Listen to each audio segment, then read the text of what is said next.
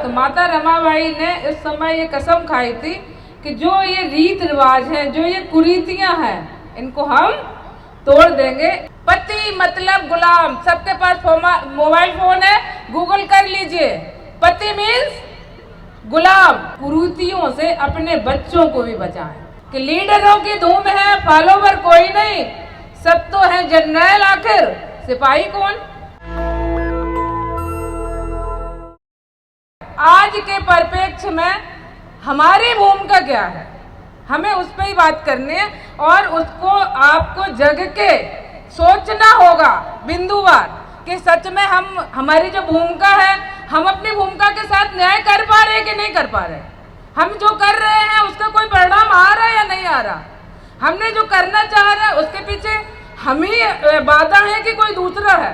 Mostly एक बात आती है कि हमारे घर में हमारे जो पति है, पति एक शब्द आया था, हमने उनसे कहा था पति नहीं। अगर आप बुद्धिस्ट हो गए हैं, बाबा साहब की विचारधारा में है, 22 प्रतिज्ञाओं का अनुसरण कर रहे हैं, तो पति तो बोल ही नहीं सकते, शब्द ही बदल जाएगा आपका। पति मतलब गुलाम। सबके पास मोबाइल फोन है, गूगल कर लीजिए। पति मीन्स गुलाम। ये हमारी व्यवस्था का शब्द नहीं है। पति पत्नी हमारी व्यवस्था का शब्द नहीं है, हमारी व्यवस्था का प्रचारक नहीं है। हम सब बौद्धिस्ट हैं, हम सब बाबा साहब को मानने वाले हैं, बुद्ध विचारों पे चलने वाले हैं। हम बौद्धिस्ट हैं तो हम अपने जीवन साथी बोलेंगे, क्योंकि हमारे साथ तो पैदा नहीं हुआ ना, जब मैं पैदा हुई तो मेरे साथ आया। हमारे उम्र 20-25 साल के बाद हमारे साथ आया तो हमारा मित्र हो सकता है। हमारे जीवन की गाड़ी जब तक चलेगी, मेरी सांसें चलेंगी तब तक चलेगा, तो हमारा क्या हुआ, जीवन साथी।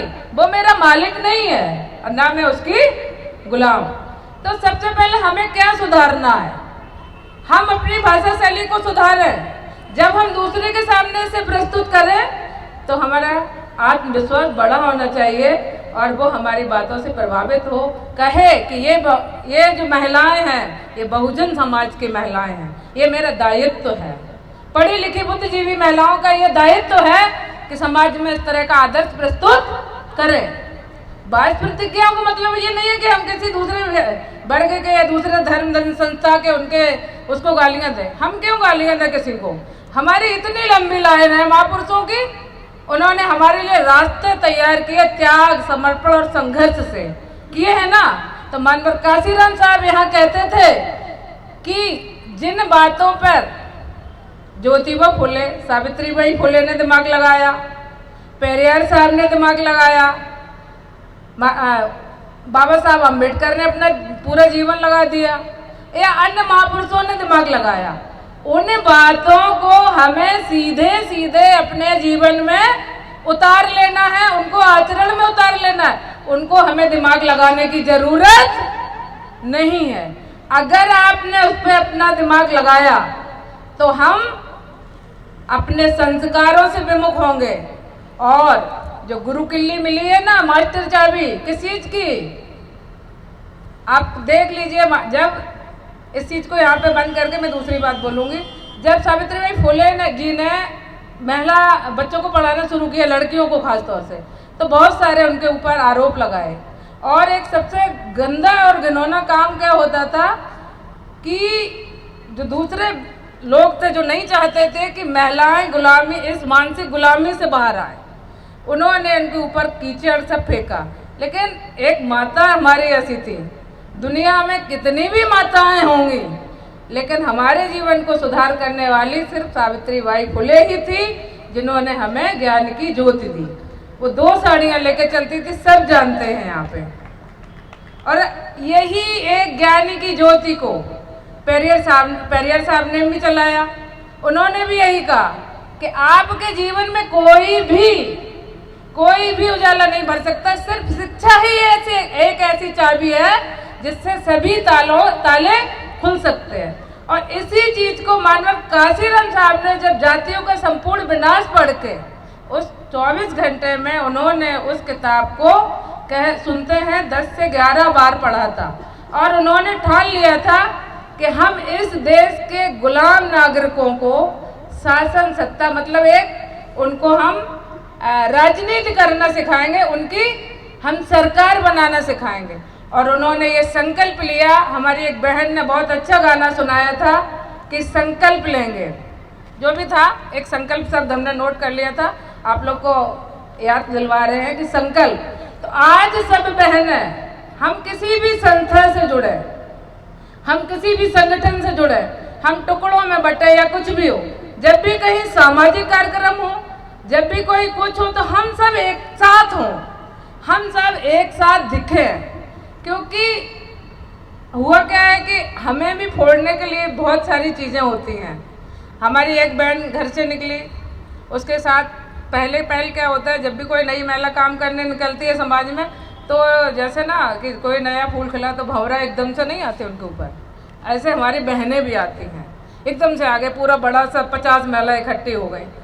और कालांतर में जैसे जैसे वो टीम बनती है, ये हम इस बात को इसलिए कह रहे हैं कि यहाँ कैसे लोग हैं जो हमको तोड़ने का प्रयास करते हैं, हमने अपने जीवन में वो झेल रहे हैं। वो बात हम इसलिए शेयर कर रहे हैं आप सब बहनों के बीच में कि आपके साथ भी ऐसा होता है, इनसे कैसे बचना है, इस पे भी हम अपनी बात रखें। तो क्या होता है कि थोड़े दिनों बाद हमारे साथ में चलने वाली एक बहन नाराज हो जाती है, हमें अब उतना अच्छा फील नहीं हो रहा है टीम में, इसलिए हम अब उतना अच्छा काम नहीं कर पाएंगे आपके साथ। एंड टाइम पे आते आते गायब हो जाती है। तो ये समस्याएं आएंगी आपके जीवन में, क्योंकि आपने कोई छोटा मोटा काम नहीं पकड़ा है। आपने दबे कुचले समाज की दबित कुचली महिलाओं में, जो पढ़ी लिखी महिलाओं हैं, जो आपको देखने में तो चलती फिरती जागरूक लग रही हैं, उनको जगाने का काम शुरू किया है। ये बहुत कठिन काम आपने हाथ में लिया है। तो दर्द होना पीछे वाले को स्वाभाविक है। जो झंडा बुलंद करके चल रहे थे, वो कह रहे थे हम जिससे कहेंगे वहीं तुम वोट दोगे, हम जो कहेंगे वहीं तुम जाओगे, तो उनको दर्द नहीं होगा कि आप अपने निर्णय लेने लगी, आप समझदार बन गई हो, आपको सोचने समझने की शक्ति विकसित हो गई है, तो आप उनको दर्द होगा। तो वो क्या करते हैं कि अपने जीवन संगिनी के कंधे पे बंदूक रख के आपको टारगेट बनाते हैं, आपको निशाना बनाते हैं। और ट्रिगर किसके हाथ में है? जिस मनुवादी व्यवस्था की हम बात करते हैं, तो हमारे समाज में भी जो पुरुषवादी व्यवस्था है, वो किसी मनुवाद से कम नहीं है। हमें दूसरों के रोने की जरूरत नहीं है, हम तो यहाँ अपनों से लड़ रहे हैं। कहते हैं ना, हमें तो अपनों ने लूटा, गैरों में कहाँ दम था, मेरी कश्ती डूब रही यहाँ पानी बहुत कम था। अब देखिए ना, हम कहाँ लड़ रहे हैं, हमें बहुत जज्बा है, ऊर्जा है, आत्मविश्वास है, हमने ज्ञान भी हासिल कर लिया, मन भी बहुत है। रोज हम सोचते हैं, घर से निकले अभी रुको, इनको करो, उसके बाद। और पुरुष कहीं जाता है, उसका सम्मेलन हो तो ये रही चाय पराठा सब तैयार, ऑन द टाइम, 8 बजे गाड़ी, निकल गए साहब। और वहां से आए अपना टूटा आत्मविश्वास लेके, घर में औरत उसकी तुरपाई करती है, उनके कमीज के बटन भी टाकती है, और क्या क्या करते हैं जिससे वो सुबह जाने लायक बनते हैं। तेल मालिश भी होती है उनकी, रात में उनका बटन भी टाका जाता है और उनको खुश भी रखा जाता है, जिससे वो सवेरे नौकरी पे जाने लायक बन सके। ये काम कौन करता है? घर की महिला। तो मैं ये बात इसलिए कह रही हूँ, आपके जीवन में कोई ना कोई मेंटर ऐसा होगा जो आपको मोटिवेट करता होगा, ऐसी कोई ना कोई घटना होगी जो आपको मोटिवेट करती होगी। आप उन चीजों से निराश मत होइए, आप उसको पॉजिटिव लीजिए, धनात्मक रूप में लीजिए, आप निराश मत होइए। तो ये घटना है। उसके बाद देखो, मैंने बीए किया, एमए किया, डबल एमए किया, बीएड किया, और आज मैं सीबीएसई बोर्ड में टीचर हूँ। मैं टीचर हूँ, बच्चों को भी, सारे जो भी पेरेंट्स आते हैं, सिर्फ एक सारी पॉजिटिव बात। मेरा कहने का मतलब सिर्फ यहाँ पे बहनों इतना ही है कि कोई भी आपको डिमोटिवेट करे, लाख पत्थर फेंके, आपको कभी भी हतोत्साहित नहीं होना है। आप हमेशा याद रखना, उस दृश्य को याद रखना। सबने सावित्रीबाई फुले या माता रमाबाई को अगर नहीं पढ़ा है, तो बहनों इन दोनों की जीवनी आप पढ़ लीजिए। आप कभी डिमोटिवेट तो हो ही नहीं सकते, कभी नहीं डिमोटिवेट हो सकते, चाहे लाख लोग प्रयास कर ले। आप उस चीज को याद रखिए, जब बाबा साहब जा रहे थे महाड़ तालाब, बाबा साहब महाड़ तालाब जा रहे थे, उन्होंने माता रमाई को भी कहा था कि हम तुम्हें साथ लेके चलेंगे। तो माता रमाई ने कहा कि हम चलेंगे। तो उन्होंने पूछा तुम करोगे क्या वहां जाके? तो उन्होंने कहा हम तुम सबके लिए खाना बनाएंगे, आप लोग वहां पे आंदोलन करोगे, हम खाना बनाएंगे। तो लेकिन बाबा साहब ने देखा कि स्थितियां बिगड़ रही हैं, उन महिलाओं को ले जाना सही नहीं है। देखिए वहां पे भी उनकी परिस्थिति क्या रही होगी, लेकिन जिस समाज में हमारी वो हुई है परवरिश, उसका कहीं ना कहीं प्रभाव आता ही है। उन्होंने छोड़ा तो माता रमाबाई ने इस समय ये कसम खाई थी कि जो ये रीत रिवाज हैं, जो ये कुरीतियां हैं, इनको हम तोड़ देंगे। इनकी वजह से ही आज बाबा साहब हमें अपने साथ नहीं ले गए। तो हम जब बात आदर्शों और कुरीतियों की आए तो बात आती है एक ड्रेस कोड की। जैसा आज आपने एक मुझे बहुत अच्छी बात यहाँ पे लगी है कि जो सावित्रीबाई महिला संरक्षण टीम की जो ड्रेस कोड है उससे हमें एक एकता का अनुभव है। ठीक है, यहाँ जो दूसरे महिला समिति के लोग हैं वो ग्रे में है, तो हम हैं तो महिला हैं, हम भले ही किसी संगठन से जुड़े हों, तो हम जब एक जगह हों, किसी एक मकसद के लिए हों, तो हमारा एक ड्रेस कोड होना चाहिए, हमारी एक पहचान होनी चाहिए और वो एक ही होनी चाहिए।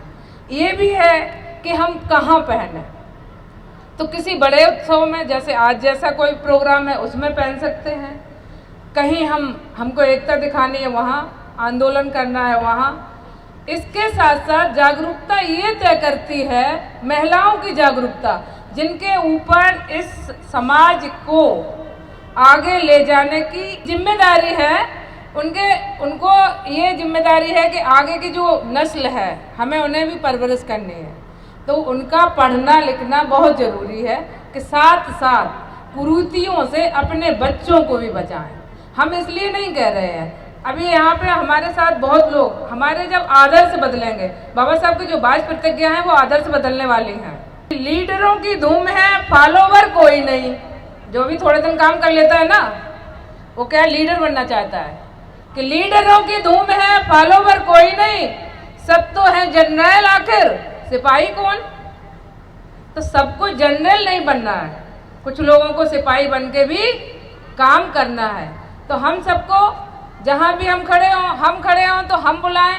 तो आपका सादर आमंत्रित है, आइए, आपकी जो डिफ़िकल्टीज है, जो भी समस्याएं हैं उनको बताइए, कोशिश करेंगे हम उनको ठीक करेंगे। और आगे भी आप लोग का आगे समय मिलेगा तो ज़रूर अपनी बात रखेंगे। आज बहुत लोग हैं, इतना मुझे सुनने के लिए आप लोग का बहुत बहुत धन्यवाद। नेशनल दस्तक की आपसे गुजारिश है कि अगर इसको बचाना चाहते हैं तो नेशनल दस्तक को सब्सक्राइब करने के लिए रेड कलर के सब्सक्राइब बटन को दबाएं, फिर बेल आइकन की घंटी दबाएं। नेशनल दस्तक को बचाने के लिए बहुत जरूरी है कि हर खबर को शेयर करें, लाइक करें, कमेंट जरूर करें।